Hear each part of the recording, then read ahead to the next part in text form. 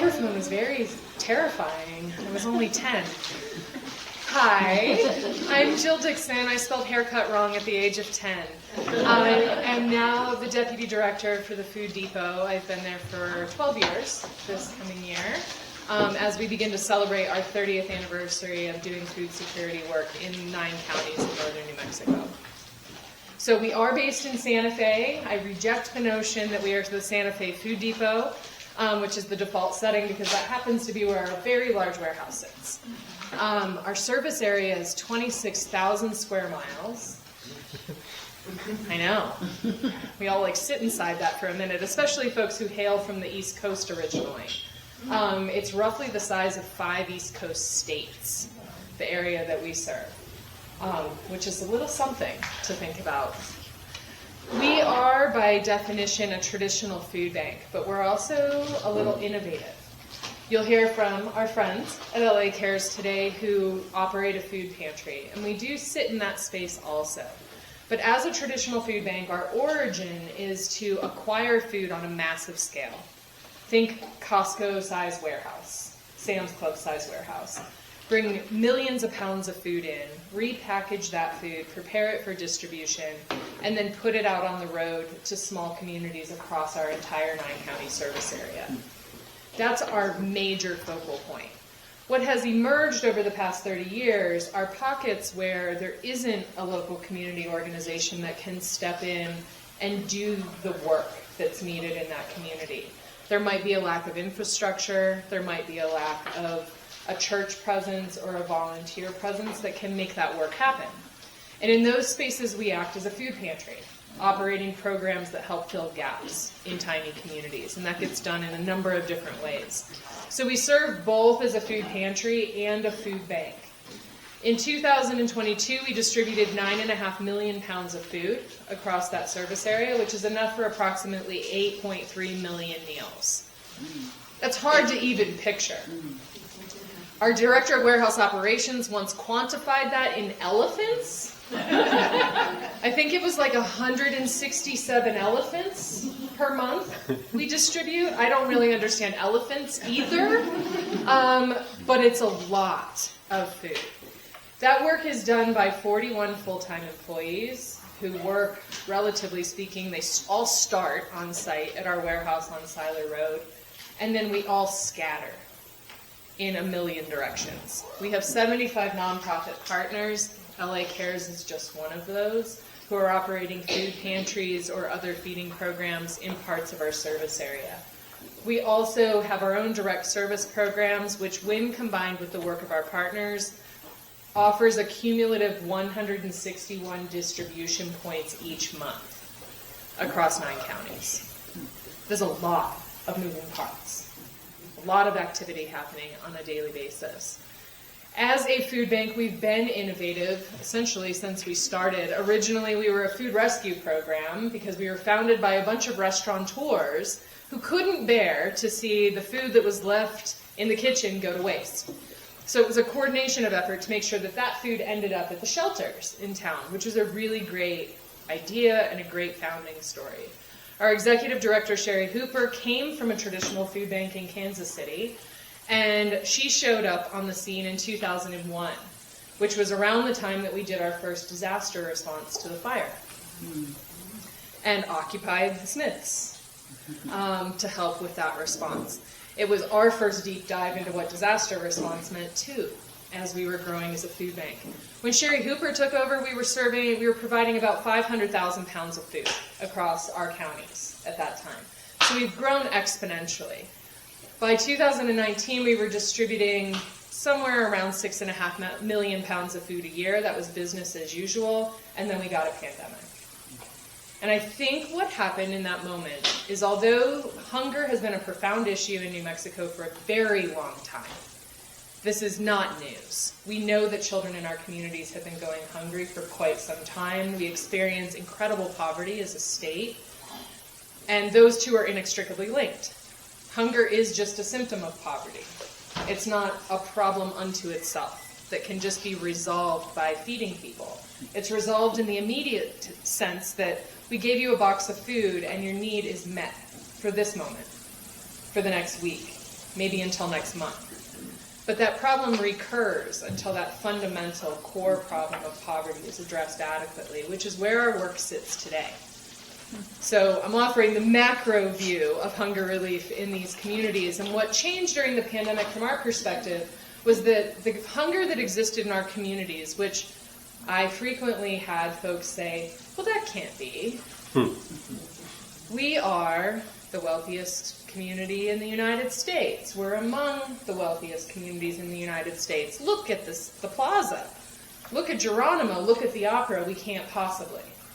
And I think that during the pandemic, we had the opportunity to visually see how close to the edge so many people in our communities were. In the beginning of 2020, timely, February of 2020, there was a report that came out from Forbes that identified that 72% of Americans were one paycheck away from needing support. Maybe 2 paychecks.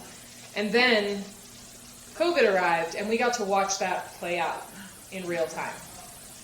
By the end of March, just 2 weeks after the shutdown, we had lines at our food distributions in Santa Fe that were 3 miles long. People that waited 2-3 hours. There was in November, we were serving food at Santa Fe Place Mall, groceries. We had a line wrapped around the building 3.5 times. We distributed food for 6 straight hours. Hunger all of a sudden became something we could not ignore.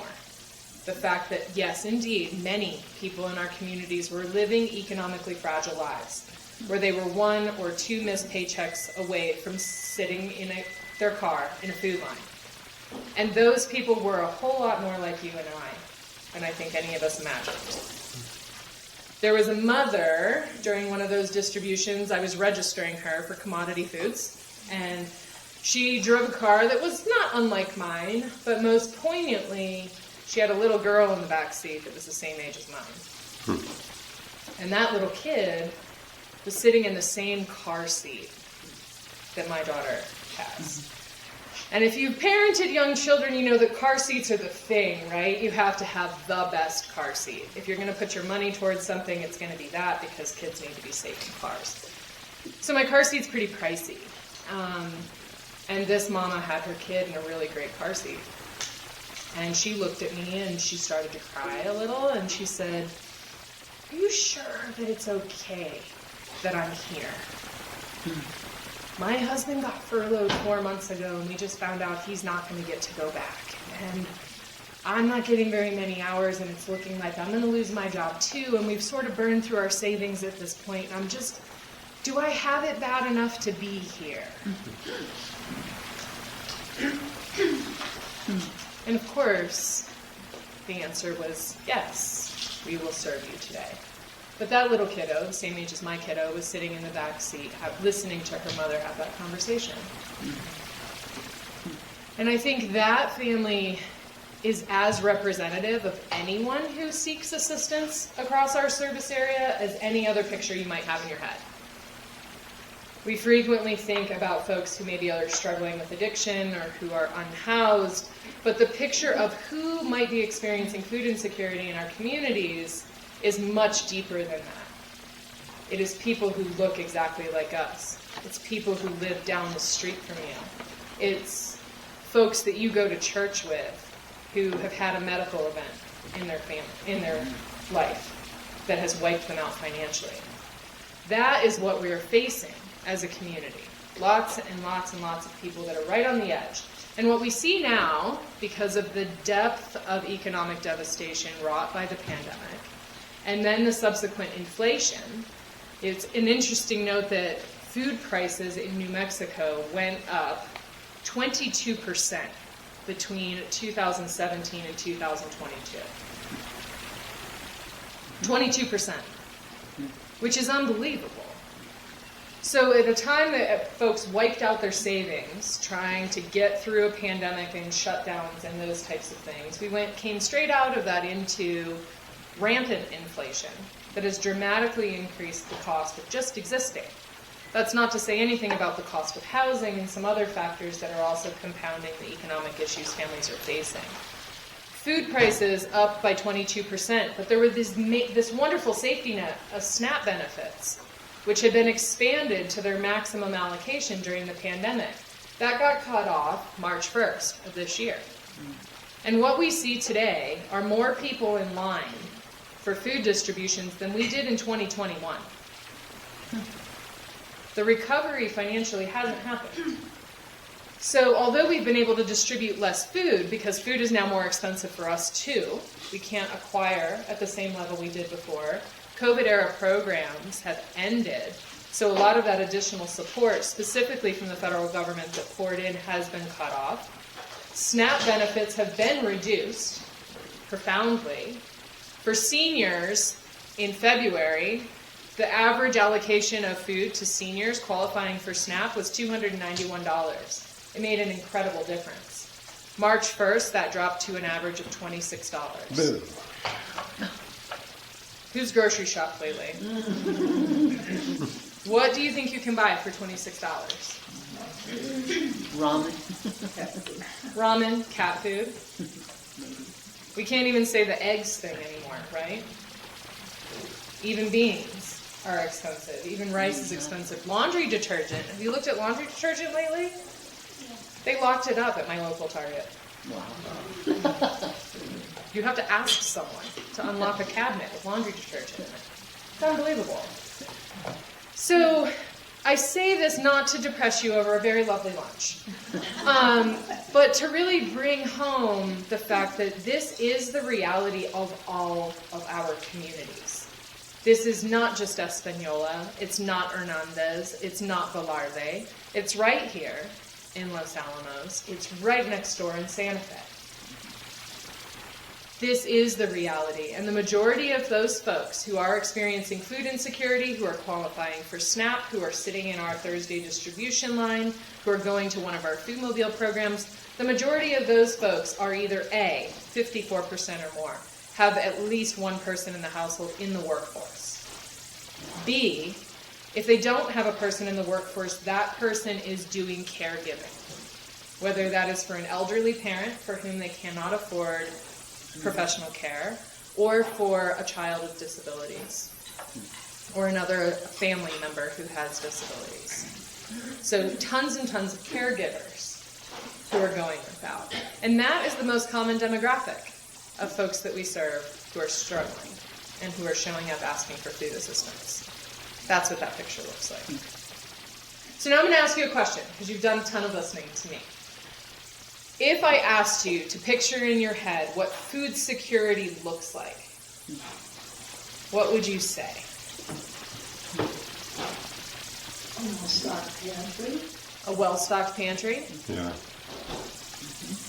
The ability to buy groceries when you go to the store, buy what you need. Okay. And how to compromise.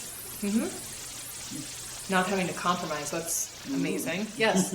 I think to be able to have healthy food. Being able to choose healthy food? Fruits, vegetables. Sure. Not Yes, ma'am. access to food deserts. Tell us a little more about food deserts. Oh, it's just crazy how you have some neighborhoods where you just have no access to a grocery store. Everything is convenience stores, something like that. Many tens, 20s of miles to get to a grocery store. And then, people who live there often don't have good transportation. Now, to go that far and make it worth it, in my mind, I would buy both. But how do you do that on a bus or, the hippie car? Yep. Many of our partners and the folks that we serve live more than 60 miles one way from a grocery store. A full-service grocery store, I'll be specific. One that might offer produce or perishable items like milk, eggs, meat products. What else does a food-secure future look like? A well-stocked pantry, access to food, healthy food choices, the autonomy to go in and spend money. A local store. Say that again? A local store. A local store. Yes. Everyone earning a livable wage. Oh, you went and got crazy over there.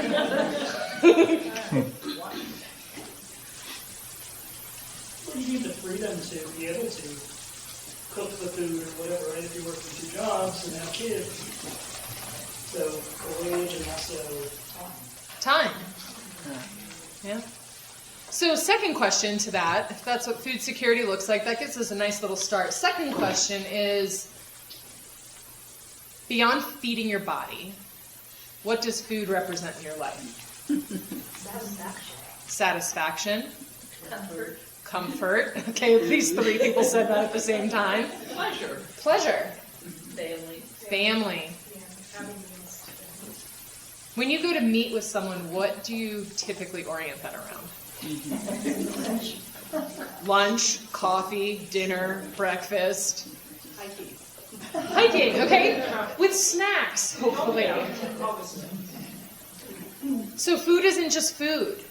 It's not just calories. Yes. Good health. Good health. Absolutely. You know, there's a lot of justifications to the idea that food is nourishment, food is health. That health is created by food, not just by medicine and the presence of healthcare workers in our lives. Food is medicine too. Food is medicine in so many ways. Emotionally, physically, mentally. That is what the Food Depot is all about, is working towards a food secure future. It is not enough, in our opinion, to just give someone a box of food, hope that it meets their diet, and then come back next month and do it again. That needs done.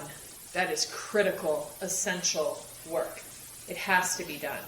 But we also need to start being able to get a little spicy and step into the spaces where we start talking honestly about why.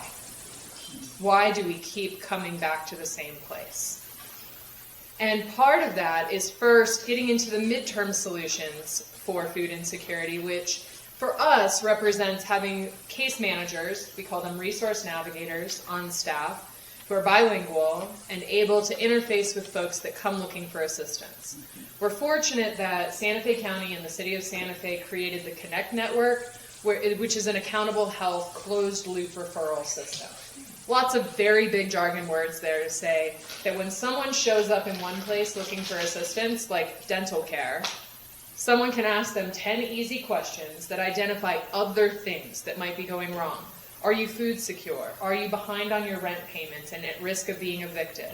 Are you experiencing violence in your home? Are you having any other kind of struggle? Those navigators then talk to each other instead of shoving brochures at the other person and saying, good luck with that, and assuming that their literacy and their language skills and their general stress level enable them to process that and find their way through a very complicated network of social services. Navigators talk to each other and they say, hey Val, I sent somebody your way, the referral's in the computer system, please call them, they need some help with food. And we call them and make that happen. We coordinate which location is the closest to that so that they can then connect to those food resources. And our experience and the longitudinal data by 8 years of Connect at this point show that those social determinants of health screenings work, that intervening in multiple areas in people's lives helps them move through an experience of poverty rather than getting stuck in that web. We support job training, housing, all of those types of things. So we participate in those kind of networks, and that's how we sort of get in the middle and start interrupting those systems.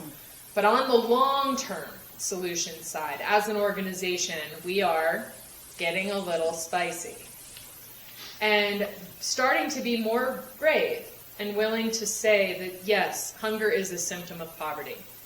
And if you really, really, really feel it in your heart that you want to end hunger, then we have to be willing to have the conversations about poverty and what the causes of poverty are and what are realistic measures to ending poverty or lessening poverty in our communities. And there are a lot of answers to that question. Livable wage has to be on the table. Education. Education has to be on the table. What are others? Reliable transportation. Reliable transportation. Public transportation that's reliable and low cost and accessible. Medical. Health care. Giant. Lots of implications to that. Affordable housing. Affordable housing. Can I ask you now, what if someone comes in they're an illegal immigrant, and they need help. What do you do then? And That's a great question. My answer is that most of our programs are low barrier. Every agency partner, so our 75 partner agencies, all make their own rules. So their enrollment criteria are their own to dictate as private nonprofit organizations. All of our programs are low barrier. If you're receiving commodity foods, you have to self-declare your income and answer commodity questions. But our Thursday morning distribution is a drive-through, no questions asked pantry. If you need help, you get help. If you show up, you get help. Now, our resource navigators are skilled in untangling documentation challenges. So if someone is undocumented, is struggling to find the right pathways, they do get connected to organizations who specialize in that. Legal representation, other organizations who are sensitive, who are not looking to get somebody deported immediately. And they get to work on that. I will throw out at this time that folks who are undocumented can't get benefits like SNAP and a lot of those other social services. It's very commonly misunderstood that folks who are undocumented can get SNAP, and we know firsthand that they don't qualify and it doesn't happen. What does SNAP stand for? Food stamps, sorry. Oh, sorry. Talk about a renaming campaign that never took off. It's been 30 years. They just can't get people on board. SNAP is Supplemental Nutrition Assistance Program. Ah. Leave it to the feds to make a long name out of something simple. That is food stamps. Thank you. Yes. So, does that answer your question? it does, yes, thank you. So we had housing, healthcare, livable wage, public transportation. Anything else that we should throw in the mix that are symptoms of poverty? Childcare. Childcare. I think, part of the healthcare is having contraceptives. Yeah. Because you know what, when you, even if you make a good income and you have 7 children. They're so expensive. I have one. It's unbelievable. Yeah. Get those car seats. Self-help and recovery programs. Recovery programs. So it's complicated. There's a lot of different places this can end up. So that is part of where the Food Depot is headed next, is working with other institutions in the anti-poverty space. Are we having collaborative conversations that talk about how many people are in poverty in our community? I can spout off some hunger statistics at you, but I'm more invested in all of you knowing what percentage of folks in your county, in your community live in poverty. That's really important to know.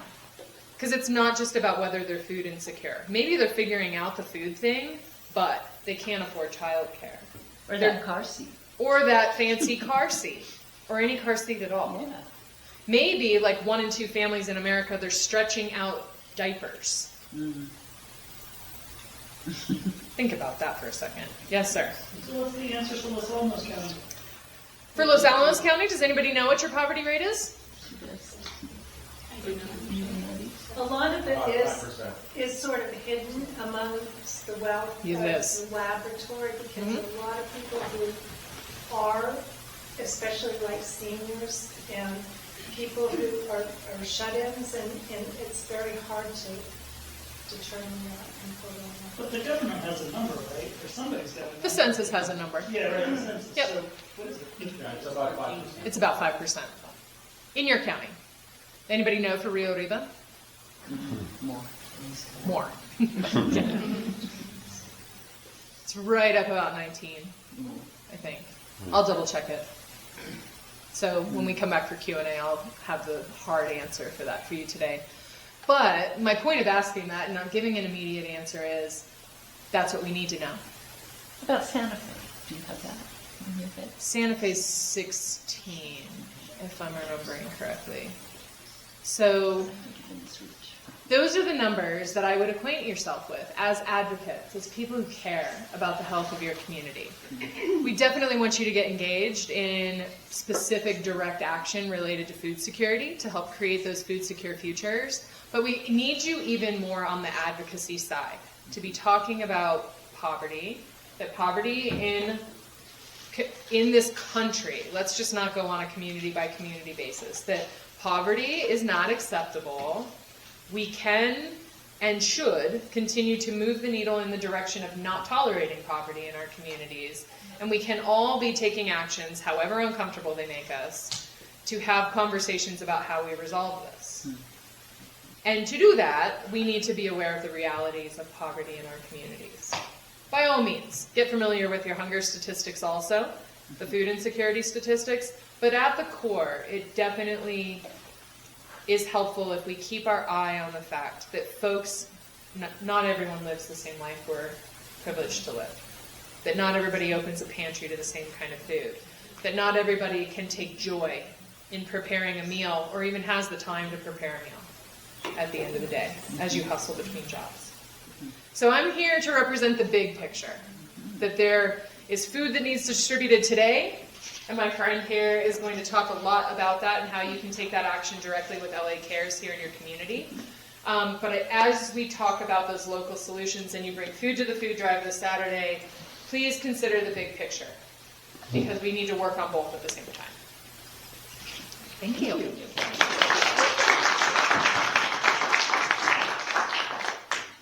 Hi, I'm Lynn Haval. I'm president of LA Cares. And we are the local food pantry that Jill was talking about. And I just appreciate all the information she has to share with you, to show you the big picture with information I don't have, and that it's very helpful to see where we fit in as a little cog in the big picture. We are LA Cares. There's a funny story, well, not funny if you were in it, of how LA Cares got started in 1997. There was a woman working at the hospital as an administrator. She fell and was unable to work for a while. And she lived, evidently there were apartments behind the hospital at one time.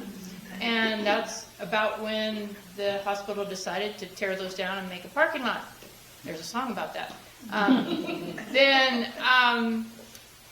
So she couldn't work. She was being evicted because her apartment was being demolished. And she moved in with a friend and couldn't work. And she thought, there must be other people in the same boat as I am. So she started doing research and found out that there were programs in Santa Fe County, and she thought, well, if I'm going to start something up, I might have to go to Santa Fe, but what about Los Alamos? There must be other people close to breaking, like, one paycheck away, like Jill said, from being homeless. And so this woman named Michelle Salas, I believe, started a community group called Homeless Services for Los Alamos. And in order to get started, they had a variety show and to raise money, and they raised about $700 with a variety show, and that's what got LA Cares started, to be able to help others in the community.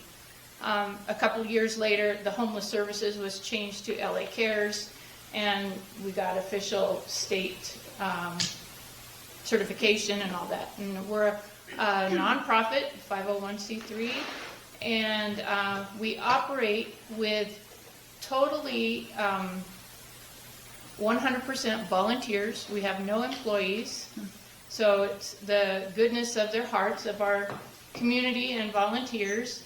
Our board is 9 members of mostly retired people who have the time to spend not only for our monthly food distribution, but we do a lot of support work in the weeks in between our distributions.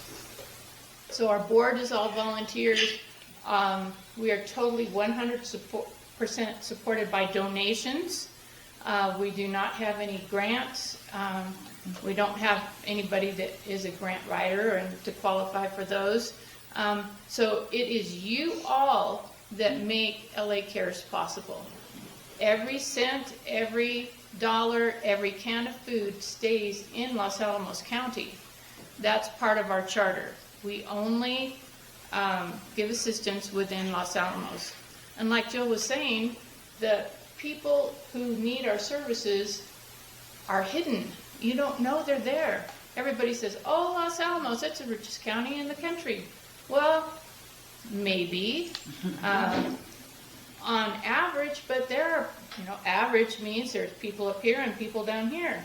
And we have large families, we have senior citizens, disabled people that are on fixed income, and there are lots of people who need our services. What we provide is a monthly food distribution. Bethlehem Lutheran Church generously loans us their building for 3 days a month to do the prep and the distribution.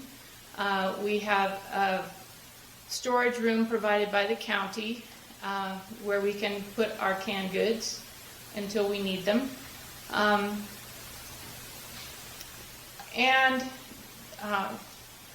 So our distribution is out of the building at Bethlehem Lutheran Church.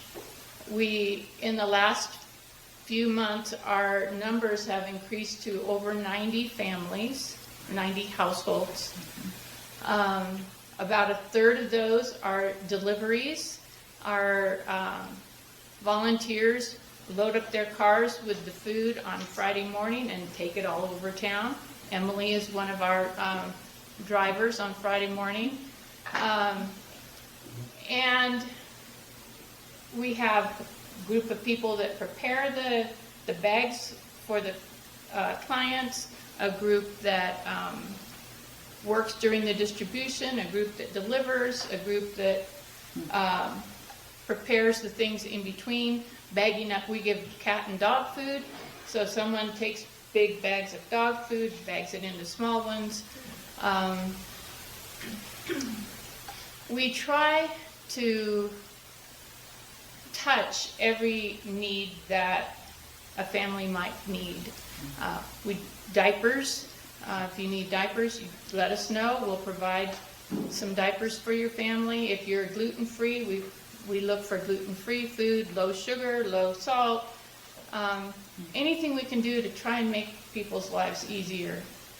If we can provide food for them, that frees up some cash they might need for medical bills or new tires or whatever. And so we're happy to give what we can. And the larger your family, of course, the more food you would receive. I went all off. That's not how I started, how I wanted to do my presentation. Oh, well. We do the food distribution, and we also provide rent and utility assistance for people in Los Alamos County only. If someone comes to us who is commuting up the hill, we refer them to self-help or churches or other places that have a wider reach, and so that they can help in those instances. So the rent and utility assistance goes to directly to either the county or the landlord, and it's a once per 12-month assistance per family. Let's see. We do use the Food Depot to provide some of our canned goods and food, and they are very helpful and reliable. We are one of their stops on their 180 stops? 161 distributions? Yes. So they provide us with some canned goods that we in turn give away. But mostly our food comes from donations, from food drives. Like this Saturday is this huge food drive with the postal workers. Put a bag of food out by your mailbox and somebody will come pick it up. Couldn't be any easier. Or go to Smith's on Saturday and there will be Boy Scouts there taking your donations. And so then we will take it to a sorting spot and then put it in storage until it's needed. I have a little list over here and some brochures if you're interested in what types of food we need the most. You can use that as a guide. We also are networking to have the system that they have in Santa Fe of networking between different facilities and different services would be ideal. That's something Los Alamos County is working towards, and we would love to be able to be part of an overarching system that has information about all the available services that we have here in town, in Los Alamos County. So that's something in the works, and we are hoping that will be in place before too long. It's been planning and working on, the background work's been all done, and so we're working to get that working for everybody.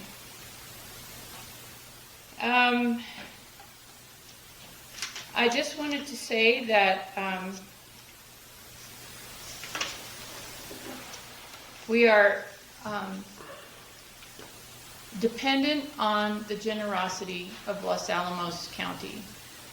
We have schools, businesses, organizations, individuals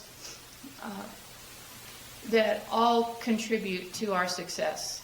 And we are very, very grateful to everybody who is part of any food drive, any contributions through your work or church. We couldn't do it without all of you. And we are very grateful for your support. And what we do is we take that and make it individual to the people who need it the most. And so whatever you can give in the way of food or money, support, volunteering, is greatly, greatly appreciated.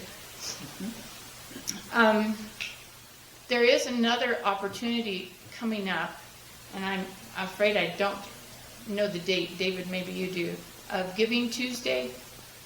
It's at the Tuesday after Thanksgiving? November 28th. Okay. There is a web page called Los Alamos Gives and .org, and you can go there and look at nonprofits all over town, and you pick your favorite, and lots of places will have matching funds for that special day or whatever. Is the league on that page? Anybody? No? I don't know. We might be.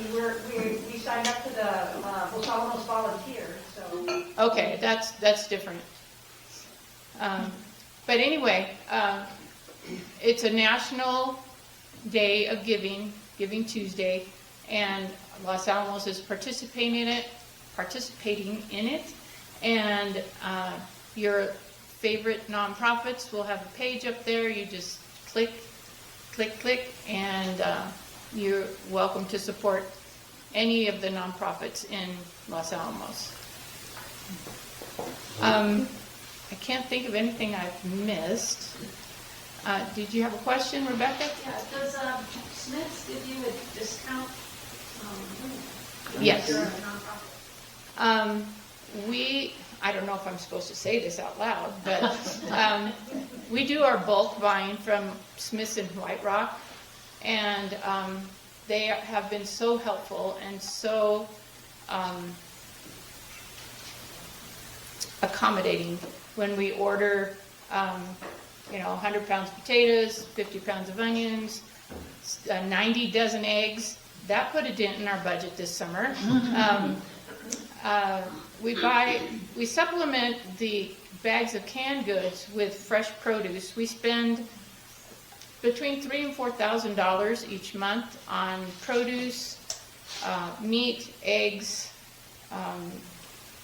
cereal, juice, and then specialized items like diapers and dietary restricted foods. And at Smith, yes, they do give us a 10% discount. Yes, ma'am? Do they give you any of these enormous amounts of food that they send to the landfill just No. as a donation? We They don't send know. it to us. Oh, that's good. Say that again? All of the grocery stores in our service area have either contracts with us or one of our partner agencies that has a refrigerated truck to take their near, at, or post-date food, whether that's perishable or non-perishable, and that includes their prepared food items that are in the deli that are approaching those dates as well. So there is a quite massive food rescue program that's capturing that food. We particularly pick up probably 3/4 of it from the different grocery stores within our 9 counties, and then we either coordinate directly with an organization that can process that food safely, or we bring it back to our warehouse where we do that. That program entails, like, if you picked up a dozen eggs at the store and there was 1 egg broken in that dozen, in order to rescue that food, you need to unpack all of those eggs, throw out the one that's broken, wash all of those that are not, repackage them in a clean carton, and then put a new expiration date sticker on it, according to like FDA date extension guidelines. That's one of the rooms at our warehouse is a volunteer project for, 6 shifts a week.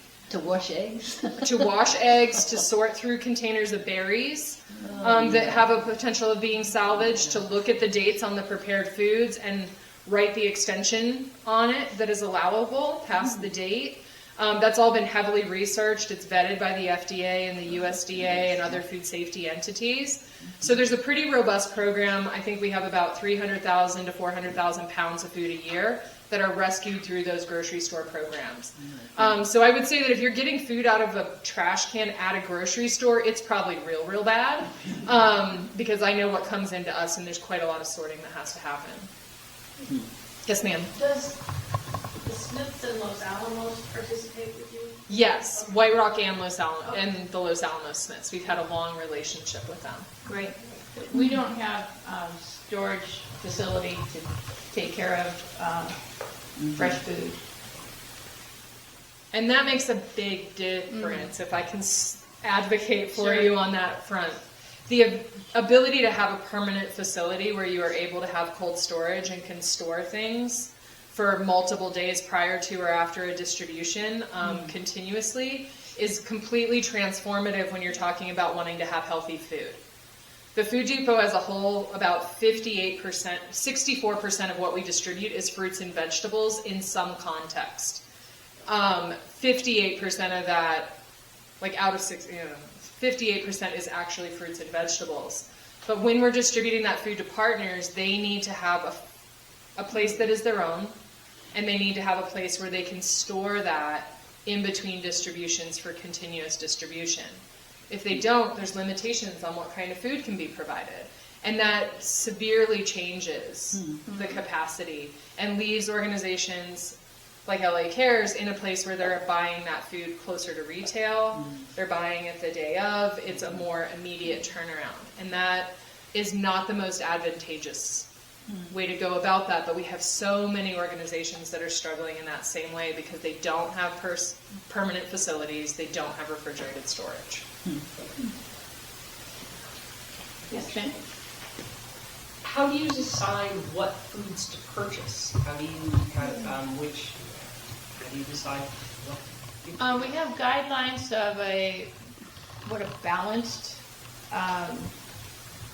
bag of groceries would have in it. Some canned goods, canned fruit, some vegetables, some pasta, and all that, which is standard. And then we purchase, hopefully, what's in season. Like over the summer, we purchased makings for salad, lettuce, tomatoes. No, not tomatoes, because they squash too easily. But lettuce and carrots and green onions and things to make a salad. And in the winter, we purchase more hearty things like potatoes, onions, and carrots to make a stew or a soup, that kind of thing. So it's sort of seasonal. And then we buy a variety of meat products, ground beef, chicken breast, and pork chops, and so the clients have a choice of their meat. We buy cereal, a variety of kinds of cereal, so people can choose. Does that answer your question? Yeah, I was just wondering what your guidelines were, because obviously there's choices you have to make about how you spend your money. Since Absolutely. You're only getting discounts, and Yeah. so you could buy, a pound of beef, or you could buy 10 pounds of beans. Right. And so how do you make those kinds of choices as far as what you give people? And Do a little of everything.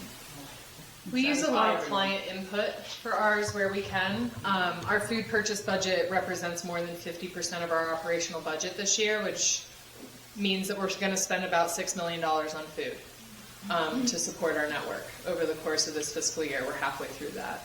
And a lot of what we look at is both our agency preference. We hear quite frequently, our folks would really prefer this type of bean or more of this type of thing. And outside of the commodities program, we try to accommodate those requests from our agency partners.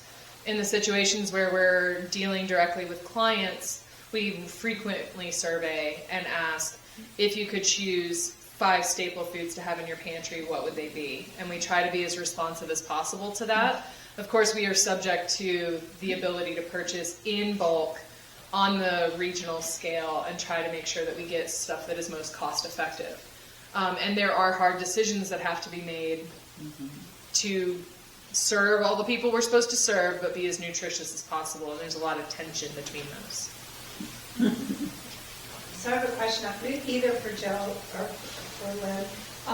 What do you do about people who don't have the ability to prepare the food, who don't have microwaves or even cold storage or even, stoves and things like that?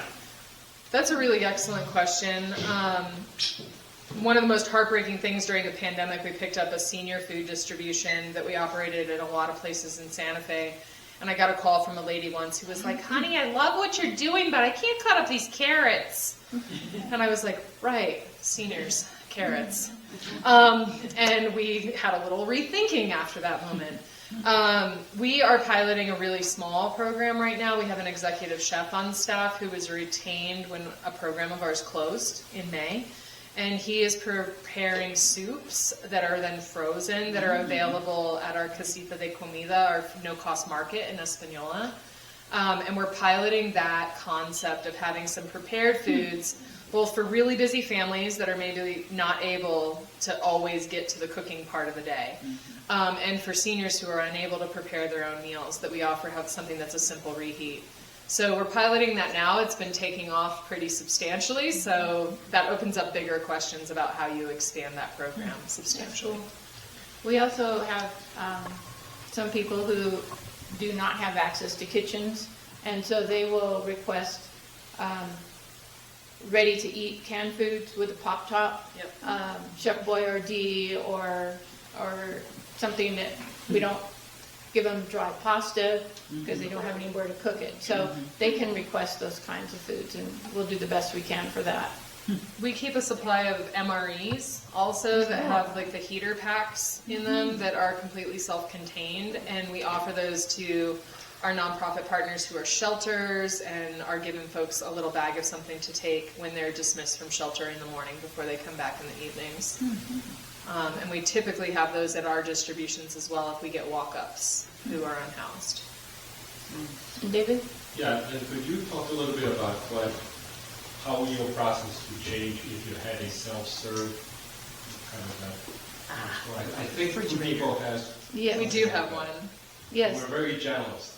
Yes, we are. So can you talk about that and They're the difference that would make? Casa Comida? Casita de Comida, it'll celebrate a year of being open. It's on Riverside Drive next to the Goodwill in Española. We're celebrating our birthday in December, so we can send you all an invite. You can tour it a bit, but it's been transformational. So, in the best of all worlds, we would like to have that kind of a setup. Think of miniature 7-Eleven, where you can go in and choose, do I want carrots, peas, or corn? Not sack that we give out. Do I want, what meat do I want to cook with this week? As our distribution is at this time, it's once a month, a Thursday evening and a Friday morning, so to try and accommodate working people, families. If we had a setup more like this, we could offer more variety, offer more choices, more hours of availability. We could do a Monday, Wednesday, Friday morning, a Saturday afternoon, to try and reach as many people as possible. In the best of all worlds, LA Cares would be next to County Social Services, or self-help, or newborn, firstborn program, or J-Job, where everybody could come in and say, this is, answer 10 questions and we'll direct you in the way we can best help you. This is something that has been on the back burner for LA Cares for many, many years, and it comes and goes in popularity in the consciousness of the county people who need to know. So if you know anybody who has Advocate! right, that has that kind of information and influence, spread the word.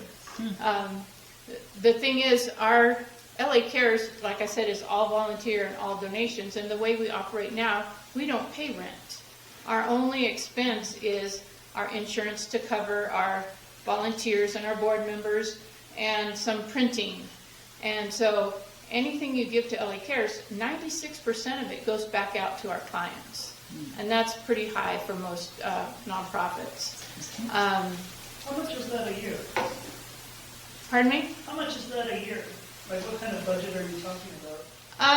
We range between $60,000 and $80,000 a year. Of income or of... Income and donations. And 96% of that goes to... Yes, and we give all that back. We here's a couple of numbers. In the first 9 months of this year, we've given $38,000 for families to pay their utilities. We've given $34,000 in rent assistance, and the rest has been food. And so we spend it, we get it in. We get it in, we spend it. And we spend it for people in Los Alamos County. Yes, sir. Generally, what kind of costs are associated with a permanent storage with cold storage ability? Rent, utilities, internet connection. The average walk-in refrigerator costs something on the order of $15,000 just for purchase. The lead time on those is pretty substantial right now too, with supply chain. If you're looking at what it costs to run a no-cost market, like Casita de Comida, we have 1.5 full-time employees that are dedicated to the operation of that program, plus volunteer support. We pay $1,200 in rent, some CAM fees that are associated with the property, about $300 a month there, a couple hundred extra bucks in utilities a month on that front, and then we're putting food, an enormous amount of food into the store. So we have somewhere between 50 and 75 items that are available at all times. That's everything from fresh produce, shelf-stable staple foods, meat, dairy, eggs, lots of different options there. And that program's budget for this year is $500,000. I want to say that the food cost alone per distribution is somewhere on the order of $6,000 in value. Yes, sir. How many does the Casita de Comida, how many people does that serve? We're serving 300 people a month right now. We're open one day. We're open 1 day a week for 3 weeks of the month. We're opening our 4th day come February because we already have 40 people on our wait list. It basically fills up within 3 days of us opening up a new slot. I mean, and there's probably there's more people. Oh, yes. Yeah. So we budgeted for 4 days for this fiscal year to be open for that much, so that's as far as we're going to go for this year. This was built as a scalable and replicable model as we did the program design for it, because we have our eye on San Miguel County and Raton as viable places where we might do this again. We would be more than happy to consult and support as much as we could if we were interested in that in Los Alamos. But the big tension now is Rio Arriba definitely could use more, but do we take more resources to open a second one in San Miguel and get it to 3 or 4 days a month there, or do we double down and open 4 more days in Rio Arriba? And that's going to be a pretty big organizational conversation within the next 12 months. How do people qualify for that program? Everyone for Casita de Comida is pre-registered. One of the biggest tension points when you're doing food assistance is the line. If a problem's going to start, that's where it's going to start. You'd think that adults don't cut in line, but they do, maybe worse than children.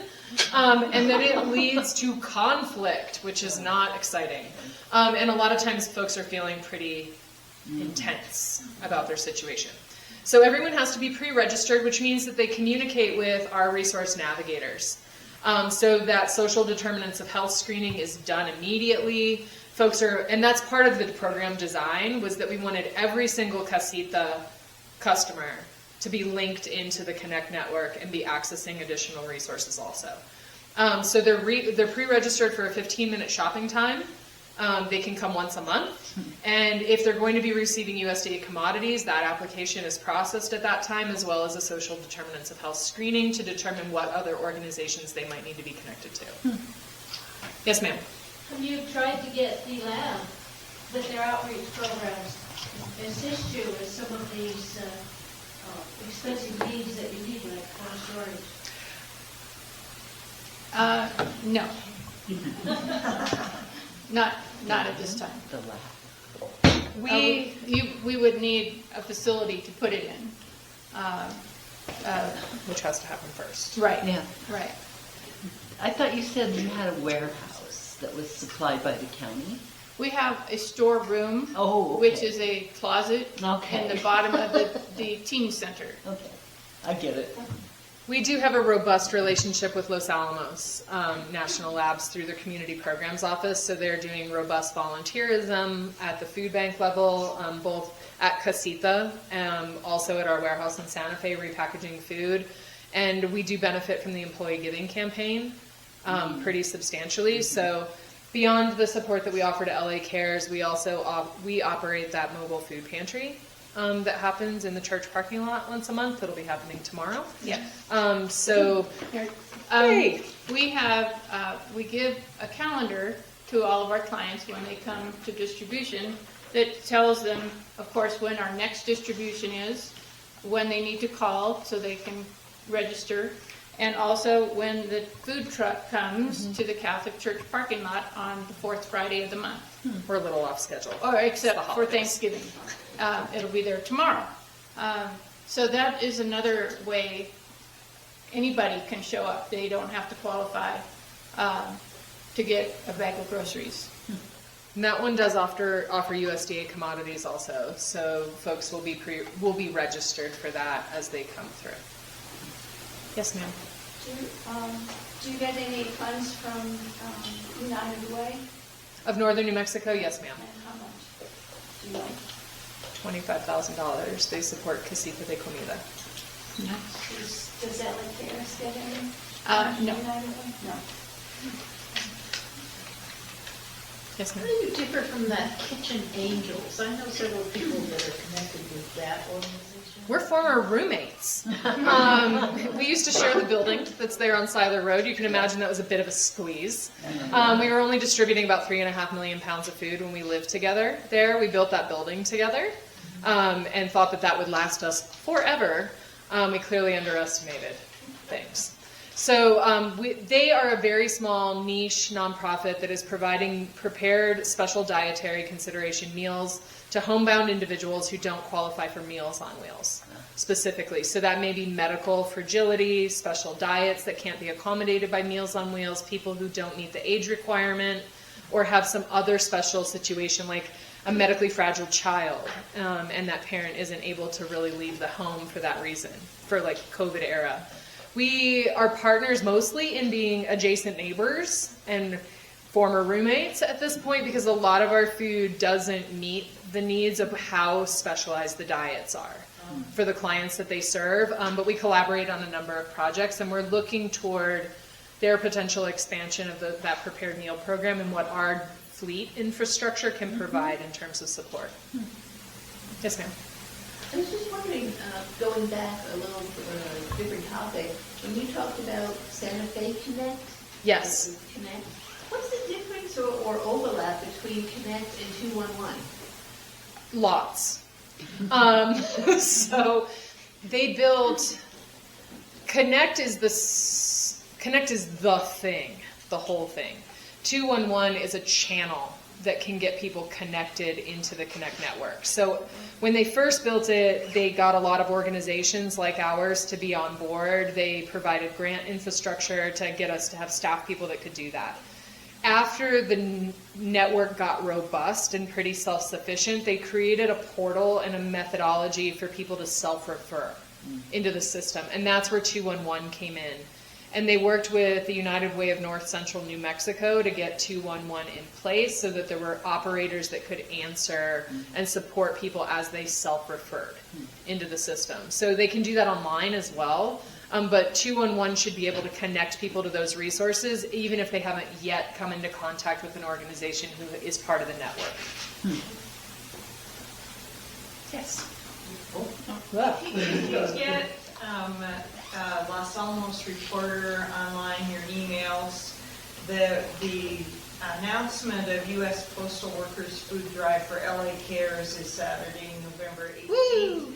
That was sent out on November 14th. So they have a list of what things they particularly need and what they don't need. It's also printed over there if you'd like a copy. Yeah. Good. And I just wanted to interrupt just 1 second. First of all, I want to thank them. These are former teachers. All of us were teachers. You know that already, right? But the other thing is, if you need to leave at 1, go right ahead. If you're able to stay for a little while, that would be great. But I don't want you to think like people are just leaving because they don't care about you. Hate me. Yes, right, because they hate you. That's what it is. Not nice. So whatever you need to do, feel free to do that. Stay or leave as you wish. Okay? And leave the stuff on the Hear one back there. I'll ask you one more and then I'll stop. What do you need from the community? I mean, what could the community do? I mean, aside from the permanent facility, because that's a whole different thing. But this holiday is coming up and everything. What do you need? Money? Do you need volunteers? Do you need? You guys are doing just fine. You don't need anything. What were you having back? Those are checks. Checks. Yes. Oh, thank you. Donations of cash are always welcome, because then we can take it and buy the things that we need. The food drive is wonderful because that stocks our shelves for several months. Volunteers are always needed. I make a schedule of who's going to do what jobs during our distribution, with 5 or 6 names for each job, because by the time distribution comes around, something has come up, somebody's sick, there's another meeting they have to go to, or whatever. And so all of the above. Yes, our brochures are over here with our phone number, or talk to me, and we can connect on anything you like. We're also registered on Volunteer Los Alamos with different jobs that are available that you can volunteer for. David just helped us sign up some interpreters. We were having difficulty communicating, and some families only Spanish speaking. They needed diapers. We couldn't communicate on what size diapers they needed, and so just things like that. So if you are a Spanish speaker, we'd love to have you come to our distribution and interpret for us when our Spanish-speaking clients come. Just all of the above. We're a community effort, and we couldn't do it without you, and our team works together so well, and everybody goes above and beyond their assigned role, and we are just so happy to be able to do what we do, and it's all because of the community. Please also keep your eyes out for being a good matchmaker. So you now have a better idea of what LA Care's needs are. If you need to make an introduction to someone that might have available storefront space that they're willing to donate, or at least have a discussion about it, make an introduction. That kind of advocacy in the community and networking is really essential. We ended up with our space at Casita because of a very random conversation with someone who came for a tour and had a completely different agenda prior to that moment. So those kind of networking opportunities are really, really essential. If you have an in with a funder that you can make an introduction, that's really helpful also. So sometimes it's really about making your network part of our network. You can always find out how to engage with the Food Depot at thefooddepot.org. Donate, advocate, and volunteer. That's sort of our core principles about how folks can choose to be engaged.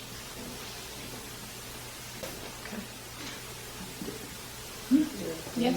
Did you have a question? I think we've certainly enjoyed the day. Thank you. Thank you so much.